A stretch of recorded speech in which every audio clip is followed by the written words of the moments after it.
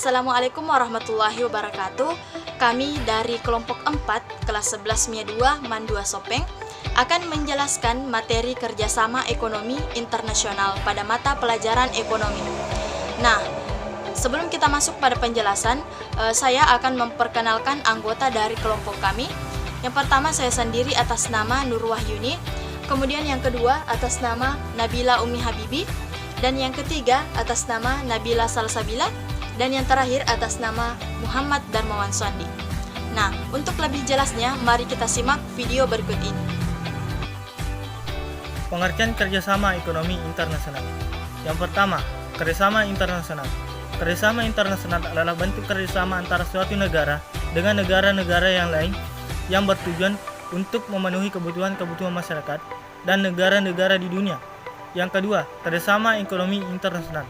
Kerjasama ekonomi internasional adalah kerjasama yang dilakukan oleh satu negara dengan beberapa negara yang saling menguntungkan.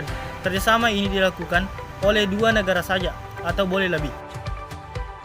Selanjutnya saya akan menjelaskan tentang manfaat kerjasama ekonomi. Yang pertama, kemajuan perekonomian.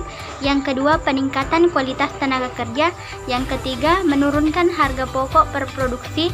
Yang keempat, kemudahan memperoleh bahan baku. Yang kelima, membuka lapangan kerja baru. Yang keenam, masuknya modal asing. Yang ketujuh, kesempatan menimba ilmu pengetahuan dan teknologi dari negara maju.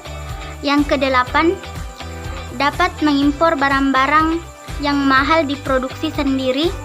Yang kesembilan, memperkuat daya tawar dan posisi Indonesia.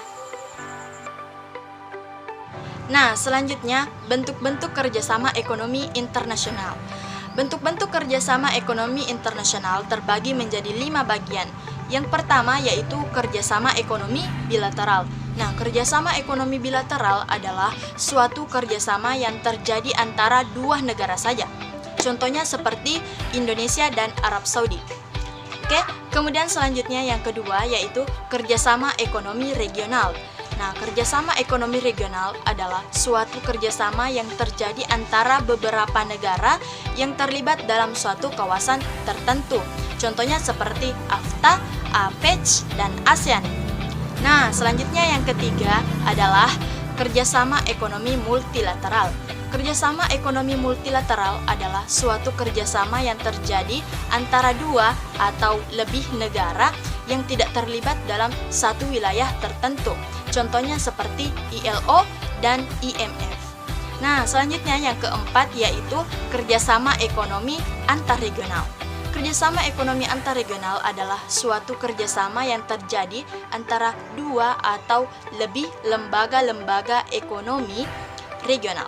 Contohnya itu seperti ASEAN dan Uni Eropa. Selanjutnya yang terakhir atau yang kelima yaitu kerjasama ekonomi berdasarkan tujuan dan lapangan usaha. Nah, contohnya itu seperti OECD dan OPEC. Nah, OECD ini adalah suatu organisasi yang terdiri dari 34 negara yang menstimulasi perekonomian dan perdagangan global. Selanjutnya yang kedua, contoh yang kedua yaitu OPEC. Nah, OPEC ini adalah negara-negara pengekspor minyak. Baik, adapun yang terakhir yaitu lembaga-lembaga kerjasama ekonomi internasional. Yang pertama yaitu Association of Southeast Asian Nations atau ASEAN. ASEAN merupakan bentuk kerjasama ekonomi regional antara negara-negara yang berada di kawasan Asia Tenggara. Yang kedua yaitu ASEAN Free Trade Area atau AFTA yang merupakan kesepakatan perdagangan bebas antara negara-negara yang tergabung di dalam ASEAN. Yang ketiga yaitu Asia Pacific Economic Cooperation atau APEC adalah bentuk kerjasama ekonomi regional antara negara-negara yang berada di kawasan Asia Pasifik. Yang keempat yaitu World Bank atau Bank Dunia, di mana Bank Dunia ini didirikan dengan tujuan memberikan bantuan ekonomi untuk perbaikan usaha-usaha dalam bidang pertanian, industri, jalan raya, dan perhubungan antara negara-negara di dunia. Yang kelima yaitu International Labour Organization atau ILO. di mana ILO ini didirikan untuk menciptakan peluang memperoleh lapangan pekerjaan yang layak baik bagi laki-laki maupun perempuan. ILO juga didirikan untuk mempromosikan hak tenaga kerja, meningkatkan perlindungan sosial, dan membuat dialog untuk mengatasi permasalahan yang terkait dunia kerja. Yang keenam yaitu Organisasi of Petroleum Exporting Countries atau OPEC, yaitu organisasi antara negara-negara pengekspor minyak, di mana anggotanya yaitu Arab Saudi, Kuwait, Irak, dan Iran. Yang ketujuh yaitu International Monetary Fund, IMF merupakan organisasi ekonomi di bawah PBB yang dimana didirikan dengan tujuan yang pertama, memberikan bantuan kredit kepada negara-negara anggotanya yang membutuhkan. Yang kedua, meningkatkan kerjasama ekonomi internasional di bidang moneter. Yang ketiga yaitu mengembangkan perdagangan internasional.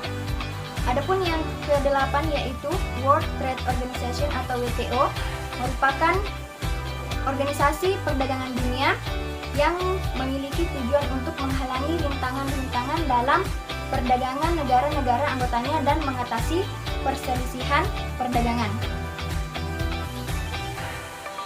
Nah, itulah tadi penjelasan dari kelompok kami tentang kerjasama ekonomi internasional. Sekian, wassalamualaikum warahmatullahi wabarakatuh.